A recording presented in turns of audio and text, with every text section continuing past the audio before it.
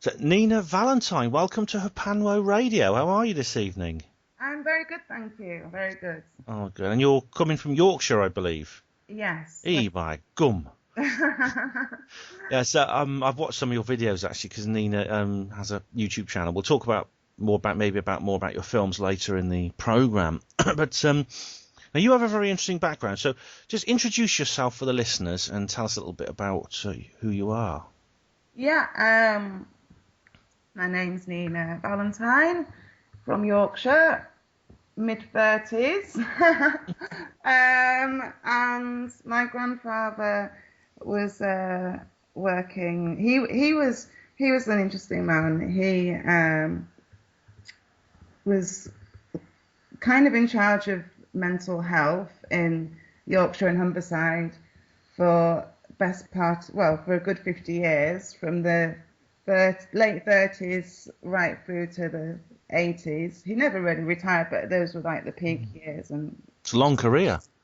Yeah. Well, I mean, once you're a doctor, you don't really ever retire, even though you do take a step back from being so active. It's one of those jobs, isn't it? It's for life kind of thing. He was a politician as well, I hear. Yeah, he set up the Scottish National Party with his best friend at university and some other friends. They started the Scottish National Party, yeah. Right, well, for listeners who are in weird and wonderful parts of the world who might not know this, the Scottish National Party is now the dominant ruling party in that country, so I'm sure your granddad would be very pleased. Yeah, for sure. He was always, well, a proud Scotsman. And he comes across as a man of principle too, from what you were talking off air, that the Queen offered him a knighthood. Is that right? No. Well, he got invited to a guard. What happens usually is you get invited to a garden party, like a tea party. It sounds so twee, doesn't it? But like a tea party type situation with the Queen. He got invited, however, he turned it down. Got invited the second time. But usually he again turned it down. But if you attend these things, it's usually like a fourth running thing too. A knight would come. Yeah, but I admire people who have principles, whether I share those principles or not. I mean, he was a Scottish nationalist and he was a socialist, I believe. Yeah. Because of course, the most famous socialist in the world today is Ed Miliband, who's leader of the opposition, and he's a member of the Fabian Society and son of the Marxist academic Ralph Miliband. Now, if you look at the way Ed Miliband lives, he's certainly not part of the oppressed proletariat. And I'm sure if the Queen invited him round, he'd jump at the chance. So it's good. Well done for your granddad for sticking by his guns and not. Sorry. No. I mean, at the end of the day, he really. I think he got quite disenchanted towards the end of his life. I think he probably got quite conned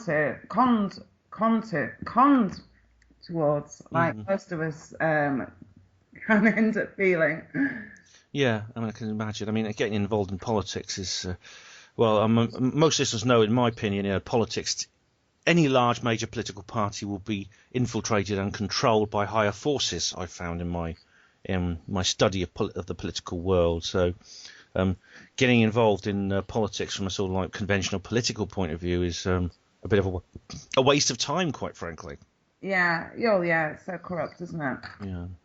The interesting thing, one of the reasons I was very keen to talk to you, because you appeared on Miles Johnston's Bases series of films. I did, yeah. Miles himself actually was a guest on HPANWO Radio. Miles was a guest on HPANWO Radio on program 54 and 56, and I do urge listeners to go to the HPANWO Radio blog, and you'll find a link to that on there. And I was very impressed by the interview you gave Miles, actually, because you came across as somebody I think I could have an interesting conversation with, because I have a similar. It's not a family background for me, but it's about friends, and so I was keen to sort of like talk to you about my experiences as much as hearing about yours. Yeah, that'd be really good. Because your granddad was, so he worked as a psychologist. No, he was he was like the consultant psychiatrist Psychiatrist. of a small hospital in near Ilkley.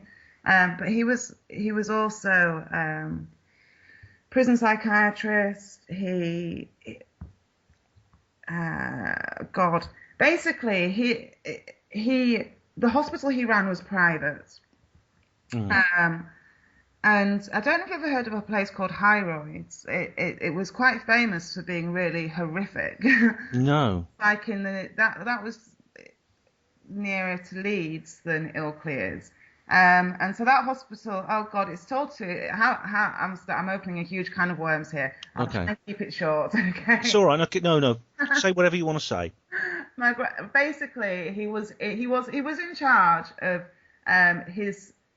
mental health for Yorkshire and Humberside from the late 30s up until like the early 80s was around. Well, he retired from his position at the hospital in the 70s and just did it privately from home, and also the prison psychiatry, where he'd be like going, and if someone had murdered someone, he'd go and assess their mental state of mind, if are they sane or not, kind of thing. But we've kind of figured out that the hospital that he had was more of a, I think, it was a programming place where people would be going and getting from like these families, because it was private, you see, for most of his working life. So families would be sending the children there any family members there for the tune-ups, to keep them like on their agendas, which they were meant to be on and whatnot. And also he brought the Alcoholics Anonymous. He introduced that from America to Great Britain, because obviously Did he? All right. Yeah. Oh God, he had so many things and so many pies. It's like, really, I could sit here all night just talking about I don't know how one person could do so much. I mean, it's crazy, really. Yeah, so do you think this you mentioned this hospital near Leeds, do you think it had some kind of hidden agenda? Because I mean, I've heard a lot about this, about hospitals having hidden agendas. Yeah, I think that I think it was a programming place for your because I mean, Ilkley's it's a rich area, and there was a horrific hospital only like 5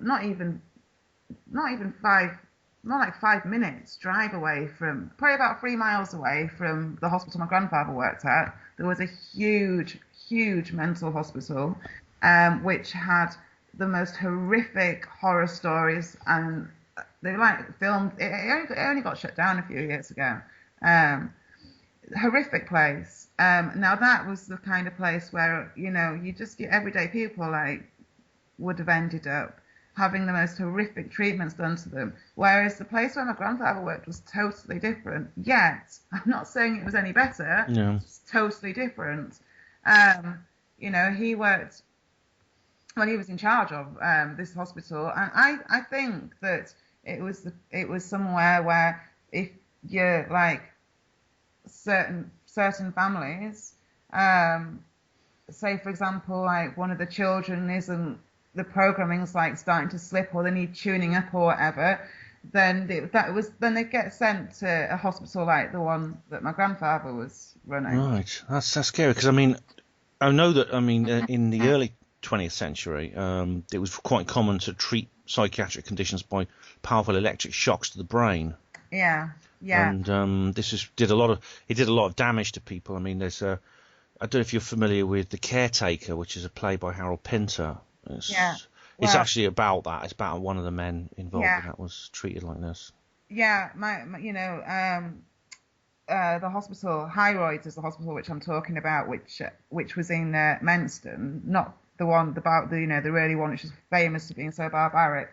That's the worst horror. I mean, there's all these hospitals do, don't they? And like that, this time frame, the electric shock and everything. I've always been told that my grandfather was more into like he was big into talking to people and like writing all these huge notes and stuff. But of course, he did.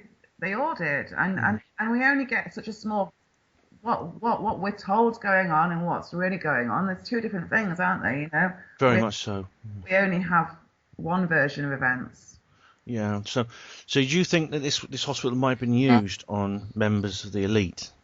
Yeah, I'm positive because, you know, I can just look at my own family as an example of how it's, you know, probably being used, like, and also my own life, you know.